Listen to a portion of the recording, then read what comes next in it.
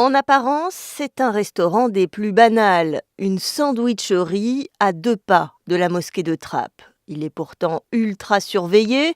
Le Chicken Planet aurait en effet servi de point de rencontre pour des jeunes de Trappes partis en Syrie. C'est ici qu'en quelques mois, la vie de Faisal, un lycéen modèle, a complètement basculé. C'est un jeune qui, dans l'attente de la reprise des cours à l'université de Versailles-Saint-Quentin, se retrouve à passer du temps dans le Chicken Planet, où il va faire malheureusement de mauvaises rencontres. Et ces mauvaises rencontres vont finalement lui bourrer le crâne.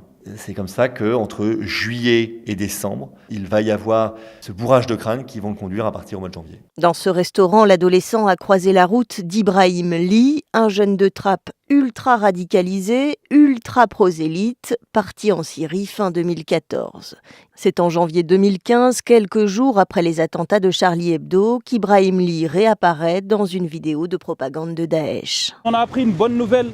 Ils ont défendu l'islam. Ceux qui ont critiqué Nabi sallallahu alayhi wa sallam, ils les ont tous envoyés en enfer. Comme Ibrahim Ly, entre 60 et 80 habitants de Trappes ont cherché à rejoindre Daesh.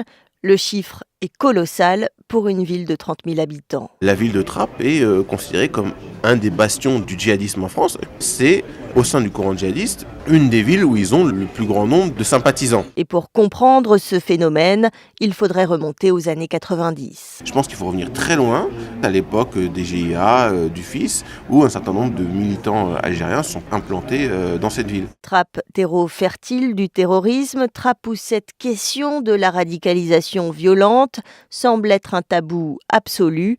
Ni la mairie, ni les représentants du culte musulman n'ont répondu à nos questions. On a l'impression que tout le monde est dans le déni, c'est-à-dire que par la peur de la stigmatisation, la mairie ne veut pas discuter et la mosquée dit que ça n'a rien à voir avec nous. Sauf que les jeunes qui partent, ce sont bien des jeunes français et ce sont aussi des jeunes musulmans. Le fait de ne pas vouloir sortir de ce double déni nous prépare des catastrophes futures qui seront à mon avis beaucoup plus conséquentes que ce que nous vivons actuellement.